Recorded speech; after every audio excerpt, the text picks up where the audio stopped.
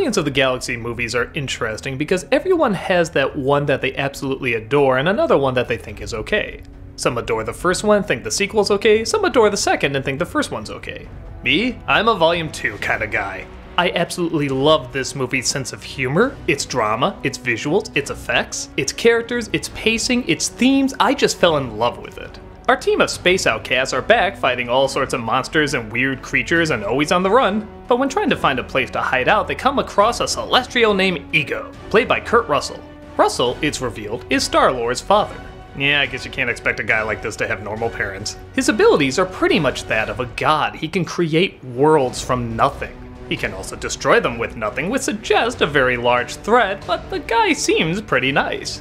He gives them all a place to stay, he's a jokester, he's kind, but part of these situations, something just doesn't seem right. Nobody can put their finger on it, but there just seems to be something a little off. Everybody except, of course, Star-Lord, who just loves that he's found his actual dad and he's discovering who he is, where he came from, and what he's gonna do next.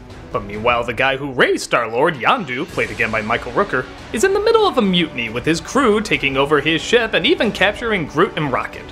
While they desperately try to escape and even form a little bit of a bond, Star-Lord desperately tries to form a bond and maybe thinks about trying to escape. It's one of those setups I love where you feel like a prisoner, but you can never actually say you are. You can go at any time, it doesn't seem like you're really being threatened, yet somehow it feels like you're being held against your will. Of course, secrets are discovered, betrayals are made, jokes are had, and giant intergalactic battles involving Pac-Man appear. Because that shit can work in a movie like this. What drew me the most to this film is not only that the sense of humor seemed to really be upped. I mean, the first film was very funny, but this one seemed especially funny. But the drama really seemed upped too. A lot of the movie is just kind of taking it easy in these incredible environments and really letting them sink in. I really like films where the visuals kind of tell you the story. The background is almost as big a character. One of my favorite scenes is a really quiet moment where Gamora is just sitting in this field and then suddenly the ship comes down and attacks and it's her sibling and they try shooting at each other and blowing each other up. But then they both kind of get tired, they talk with one another and they make amends like siblings do. It's crazy and over the top, yet somehow it feels kind of real. The emotions are all there and they don't need to be talked about, they just need to be explored. You can learn just as much about a character with a few choice words and just seeing them walk alone than you can with paragraphs and paragraphs of dialogue. With that said, there are a few things that don't quite add up. For example, I love Michael Rooker in this film. I mean, he's just a great character in this, but then there's kind of this connection that he was always his dad and he raised Star-Lord, but I don't know, the first film did not make that connection very strongly. I know they say like he was hard on him because he cared about him, but it feels like they're retconning the last film to kind of make this comparison work. But honestly, it's okay because it's done so well in this film. I love the way all these relations work off each other, and they're all so unique and they're so well defined.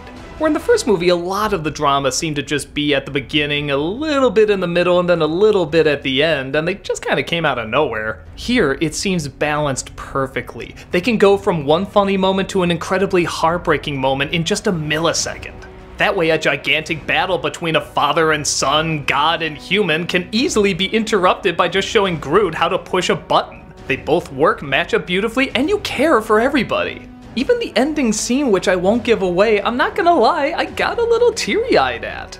Somehow this movie was working its magic without me even realizing it, to a point where when a character disappeared, I felt really bad. I felt as emotional as the characters in the film did. And a lot of that is because we do like these characters, and we do understand where they're coming from, and they're strange, and they're weird, and they're outcasts, and they're goofy, but we can relate to all of it.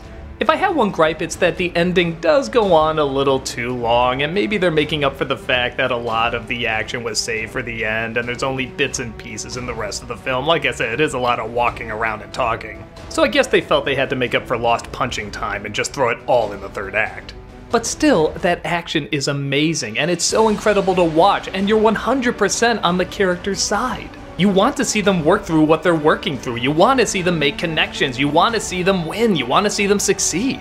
So yeah, I can't say if you like the first one you're gonna love the second one, because I know a lot of people that love the first one think the second one's only okay. But I also know a lot of people that think the first one's okay like me and absolutely adore the second one. I don't know what it is, but each film has something unique that connects with a lot of people. So whether you want to shoot a blaster or shed a tear, this is a movie that definitely takes you to the stars.